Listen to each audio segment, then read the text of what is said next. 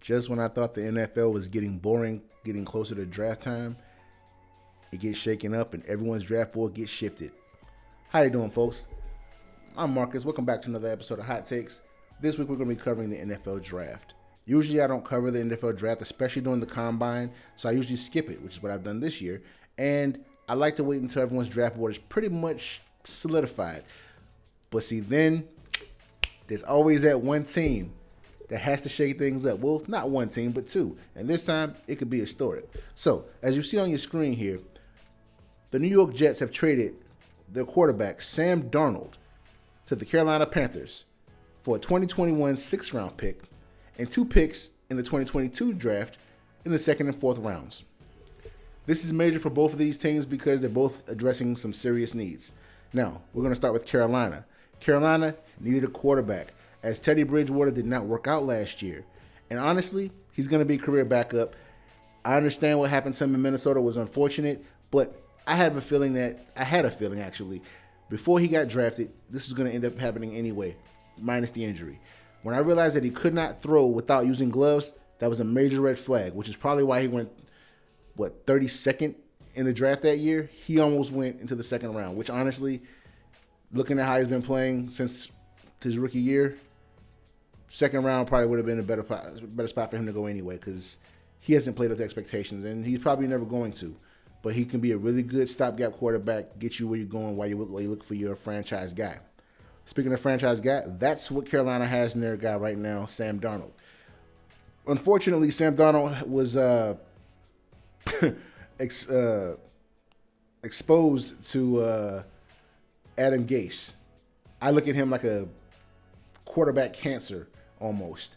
The last quarterback he had was in Miami with Ryan Tannehill. He had everyone thinking that Ryan Tannehill may be the worst quarterback, backup, or starter of this decade. Unfortunately, fortunately, it is not true. The moment he left Adam Gase and went to Tennessee, he took off in Tennessee. Unfortunately, that out of my guy, Marcus Mariota. But I'm sure Mariota's going to fall back on his feet as a starter at some point, hopefully with the Raiders soon, because they don't seem to believe in Derek Carr. But that's getting off point. This is great for the Carolina Panthers as they now have their guy going for at least for the next 5 to 10 years, hopefully. He has a familiar target in Robbie Anderson, whom they picked up last year because the Jets let him walk. He has a better offensive line now. He has a running back and a healthy Christian McCaffrey if he's returning this year. And he has DJ Moore. He's going to have a better team than the Jets ever could provide for him in his tenure in New York. Now, speaking of New York, they're the ones who hold all the cards now because the first 10 picks are already settled. Or are they? The first pick is already settled. We pretty much know the consensus pick number 1 overall is going to be Trevor Lawrence out of Clemson. So he's going to Jacksonville unless they make some strange move to not pick up a quarterback, which that team needs because they just moved on from Gardner Minshew. They have good players around. They have a decent line there in Jacksonville. Trevor Lawrence should fit in just fine. I don't know how steep his learning curve is, but we're going to find out now, aren't we? With that number 2 pick before this trade, it was pretty much a foregone conclusion that they were probably going to stick with Sam Darnold for at least another year or two, which means they were going to pick up the best offensive tackle in this year's draft. I don't want to say his name wrong, but I'm probably going to. I think his name is Penei Sewell out of Oregon, the best offensive tackle in this year's draft.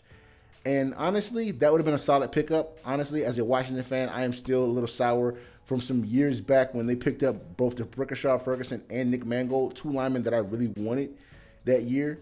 And they were staples for that team for over a decade. And I swear I wanted them in Washington. But we're not going to make this about me.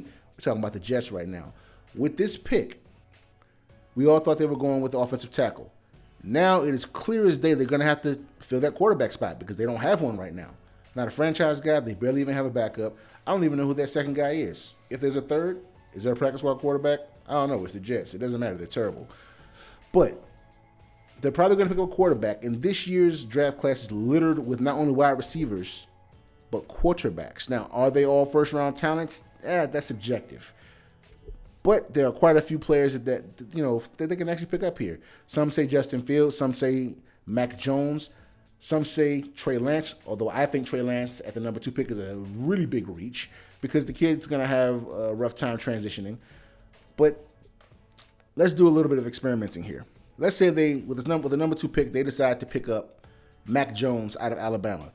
First and foremost, no shade to my guy Tua Tagovailoa, but I'm always suspicious of quarterbacks coming out of Alabama, mainly because they play with the most stacked roster in college football. All the best prospects, especially skill position players, running backs, wide receivers, tight ends, they all want to play in Alabama. And they can stockpile all the talent they want to because it's college. It's not like they have a hard cap for players. No one's getting paid aside from the coaching staff. So, with that being said, I'm always suspicious of any quarterback coming out of Alabama specifically. Now, I would put Jalen Hurts in that category, but after leaving Alabama for Oklahoma, he showed that he can play with or without the best talent around him, and he's a winner. He may not be the best thrower of the ball, but the guy's a winner. He's Tim Tebow-esque, but I feel like he has a better release on the ball. Like he gets rid of it faster because Tim Tebow had a terrible windup. So with that second pick, they can shift everyone's draft board. You know, who's getting who. Right now, the only picks that I have on my draft board personally that are pretty much solidified is the first pick, which is by the Jacksonville Jaguars, the sixth pick by the Miami Dolphins, which I assume they're going to go with they're probably going to go with a tight end or a running back. A tight end or a wide receiver. My apologies. And they should, because Tua Tagovailoa actually is a decent quarterback, but he needs weapons, as we saw he needed in Alabama. Most Alabama quarterbacks need weapons. They're used to that. They don't struggle until they have to transition to the NFL because now the talent is kind of spread out. You know, since you got some good players, you got some not so good players. So now he doesn't have everyone he's going to need. So if they pick up Mac Jones, they're going to have to, if they just pick up Mac Jones, he's going to have a hard time. If they pick up Justin Fields is probably the most curious case of any quarterback in this draft. His value has gone up, it's gone down, it's stagnated, and it's back down again. Somehow, on most mock boards, they have him going out of the 10th spot. Understand something. A few months ago, he was the consensus number 2 pick. He was the second best quarterback in this draft. Now he's somehow fallen below everyone else. At first, it was pretty much just Trevor Lawrence, Justin Fields, Zach Wilson out of BYU, and then you got everyone else, Mac Jones, Trey Lance, and anyone else who fell in line. Now, it's still Trevor Lawrence, but now you have Zach Wilson from BYU. Somehow, Mac Jones has followed up and gotten into the 3rd spot for the best quarterback here in the draft. Trey Lance has gone from 5th to 4th. Justin Fields, while still 5th, falls out of the top 10 picks somehow. And I don't understand this. What's going on with his value? And honestly, I didn't understand it fully until I looked at some of his tape. He has this thing where he will throw to the same targets. I understand having trust with your receivers, but he does leave a bit to be desired. Of course, he's another Ohio State product. Another one of those teams that have a lot of really, really, really highly touted high school prospects coming in, and they only get better while at Ohio State University. And of course, unfortunately, last year's Ohio State quarterback, Dwayne Haskins, kind of soured everyone's stomach about players coming out of Ohio State, but that really shouldn't make anyone afraid. Dwayne Haskins had a maturity problem, and it was clear as day before he even got drafted. I mean, it was on the surface, and no one paid attention to it for some reason. But that doesn't seem to be the problem with Justin Fields. From what I've seen, he's the real deal. He can make all the throws. He's athletic. He's a dual threat. I don't understand why his value is going up and down, and now he's out of the top 10 picks. I don't understand it, but he's going to be the surprise pick because he could fall back into that top 10 picks. And let me show you, and I'm going to just tell you how right fast. So with the top 10 picks, the first pick goes to the Jacksonville Jaguars. The number 2 pick goes to the Jets. Number 3, the 49ers. 4 to the Atlanta Falcons. 5th to the Cincinnati Bengals. 6, Miami. Detroit has the 7th pick. Carolina still has the 8th pick. See, picking up Sam Darnold, they kept their pick this year. So they're going to have a franchise quarterback and a top 10 pick in this year's draft. Smart. Okay. The 9th pick goes to Denver, who are not sold on their quarterback in Drew Lock. That's how I see Justin Fields dropping back into the top 10. And of course, Dallas has the 10th pick in the draft. They were terrible defense. So at this point, the Jacksonville Jaguars are probably going to get Trevor Lawrence. I have the number 6 pick going to Miami. They're going to go with a skills position. They're going to get Tua some help because they tanked the whole year away for Tua. They have a small sample size of him from last year. They have to get him some help no matter what. They've invested already. Don't give up on him now. He's just getting started. Get that kid some help. And the 10th pick to me is set in stone. If I don't see a need at linebacker for any of these first 9 teams. Dallas had a horrendous defense, historically awful defense last year. And I say this as a Washington fan, and I take no pride in saying this, but from a talent standpoint, Dallas should take our division every single year. As a Washington football fan, I am saying this out loud. The Dallas Cowboys have the most talent out of any team in the NFC East. From a talent perspective, they should take the division every single year on that alone. But somehow they can't put it all together on the field. I don't know what that's about. It's none of my concern. But I have them taking the best linebacker in the draft this year because they need help, and a lot of it. Okay? So back to the Jets. With the number 2 pick, depending on who they decide to take, that kind of messes over, not the 49ers. The 49ers are probably going to take a quarterback because they're already shopping Jimmy Garoppolo. No matter who the Jets pick, it doesn't really affect the 49ers because the 49ers, they like Justin Fields. They like Mac Jones. They're not too high on Zach Wilson, understandably so, because I don't think Zach Wilson fits Kyle Shanahan's offense. But the 4th pick goes to Atlanta, and Atlanta has a decision to make. So if the Jets choose a quarterback, Atlanta has a decision to make. Do they, 1, draft a quarterback this year in hopes that they'll have a franchise guy after Matt Ryan is done, because Matt Ryan is 34 years old. He's been playing this game for over 10 years professionally, and he can't play forever. All right? And if they decide to draft a quarterback, I wouldn't suggest them doing it in the first round this year, especially if Matt Ryan is going to play for the next 2 years. And remember, he's still under contract, and if they were to trade him or let him go now, they're going to eat up a lot of dead cap space regardless. He's got a lot of guaranteed money coming off the books and a lot of playing time coming off the books as well. So if they get rid of Matt Ryan too soon, they're going to eat a lot of cap here, and there's no point in drafting a quarterback in the first round who's going to sit the first two out of a 4-year contract. It just doesn't make any sense because when you try to re-sign him, he's going to be expensive as opposed to getting what you can out of him while you can. So I suggest that no matter what the first 3 picks are, they're probably going to be quarterbacks, more than likely. Atlanta should take one more stab at it and try to get a championship. And with that pick, I suggest they either go wide receiver, which they don't really need, honestly, but I can see, Julio Jones is getting kind of old too, so maybe it's time for them to move on from him. So they can get a wide receiver, or, because honestly, a wide receiver, Jamar Chase should be there at number 4. But if they don't pick with Jamar Chase, which I think they probably would, they'll probably pick up an offensive tackle to help protect their quarterback for the next 2 years while they look for another quarterback while they're chasing the championship. Now, Cincinnati just picked up Joe Burrow in last year's draft. So there's no need for them to pick up a quarterback. I mean, Joe Burrow is their guy. So they did just lose A.J. Green. So they do need a wide receiver. There are a lot of wide receivers in this draft, so take your pick. They're all there. Goodness gracious, this draft is littered with wide receivers. I can't even go through all the names. Now, 6th pick, Miami. If they're smart, and I'm sure he'll still be here, Florida's tight end Kyle Pitts is going to be there. Now, why is this pick so pivotal?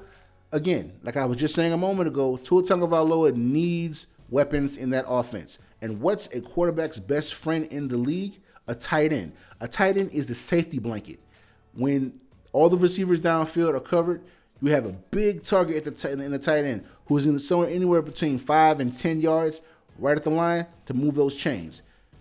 Tight end is just exactly what they need. So I say they go Kyle Pitts there.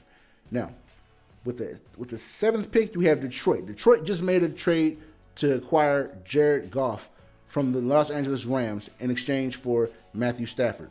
So they don't need a quarterback, at least not yet.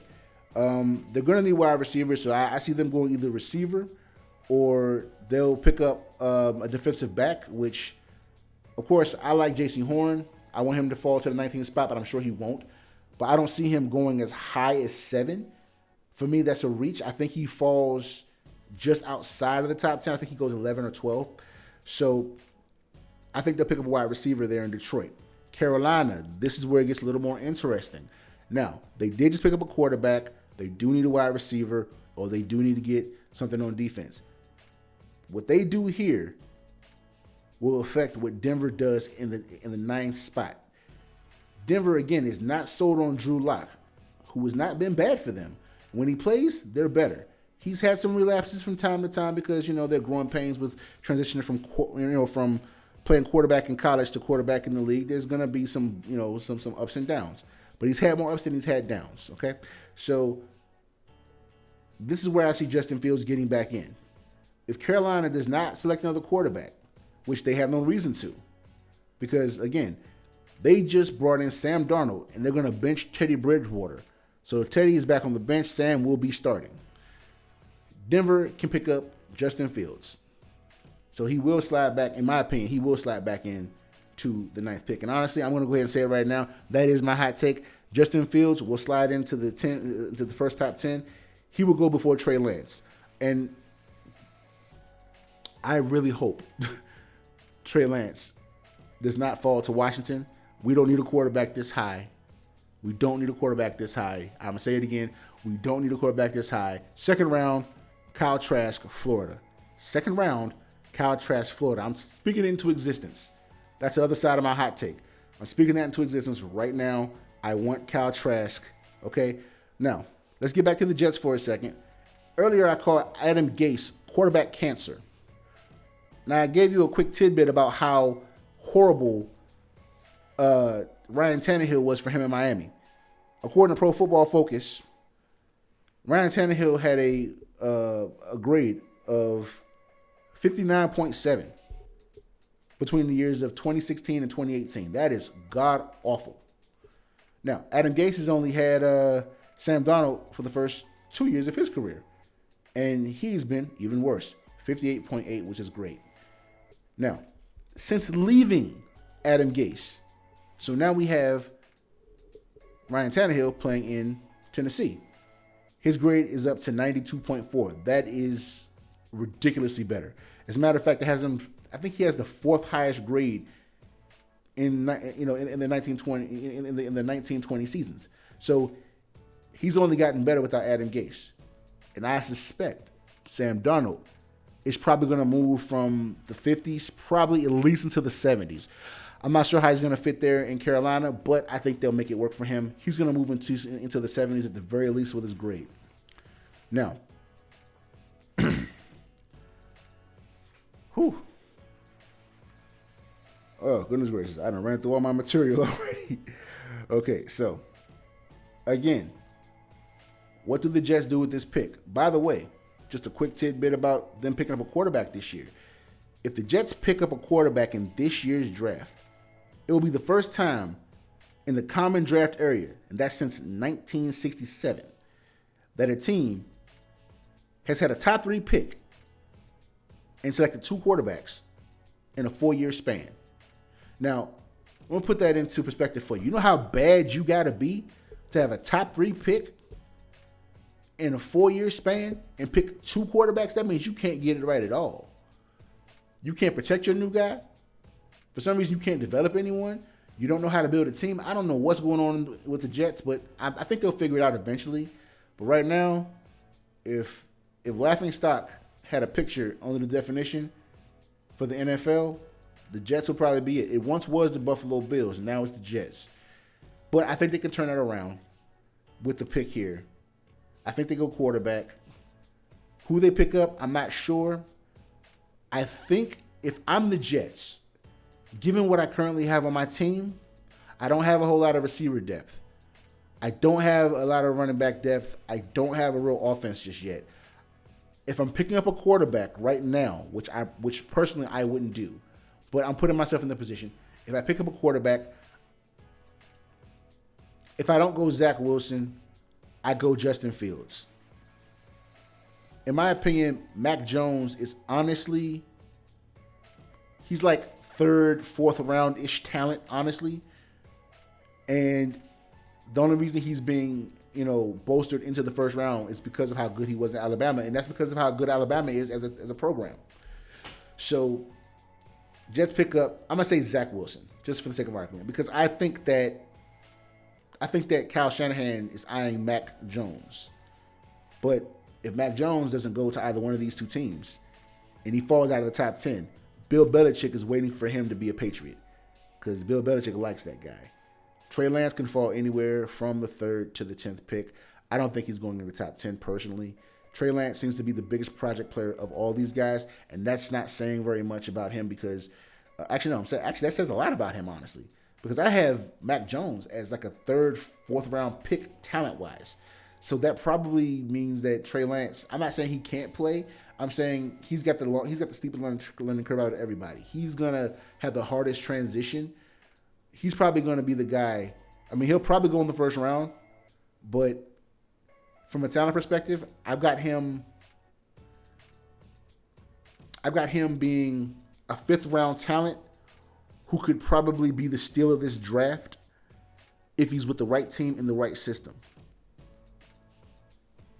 Now, before I get out of here, I do have to mention a couple things because I've been talking about basketball these last few episodes because that's pretty much what's been happening for the most part. So I'm going to get this out the way right now. DeMarcus Cousins is no longer a free agent, at least for the next 10 games. He did sign with the LA Clippers on a 10-day contract, as well as Isaiah Thomas is back in the league. He signed a 10-day contract with the New Orleans Pelicans. All right. Congratulations to the Baylor Bears. They beat the undefeated, well, not anymore, the once undefeated team in the Zags, Gonzaga, who honestly, I'm not gonna lie to you, I chose Gonzaga to win, not because they were undefeated, but because I just like the way they play basketball, just in general. Congratulations on your Final Four victory. You guys are the national champions. Congratulations to you, Baylor. You broke everybody's bracket this year. I hope you're proud of yourself. A lot of bets were lost. Not saying that I gamble or anything. I don't, but still, I know some people who lost some money because Baylor destroyed them. All right. One more pickup in the NBA was recent. I think it was in the last 24 hours.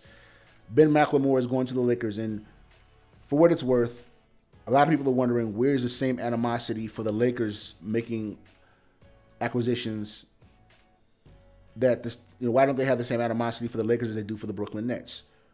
Well, I'm going to answer that question real quick and real concisely. Have you seen the Los Angeles Lakers bench? That team got more holes than Swiss cheese. And I mean a block of Swiss cheese. It's horrible. I mean, it's hollow in the middle. You take LeBron or AD out of that lineup, that team is going to struggle. You take them both out, they are horrible. Forget about who they have. Like, who's your best player behind those guys? Who? Dennis Schroeder? Alex Caruso? Who's your best player? Andre Drummond can be good, but he's not leading you anywhere. So they picked up Ben McLemore.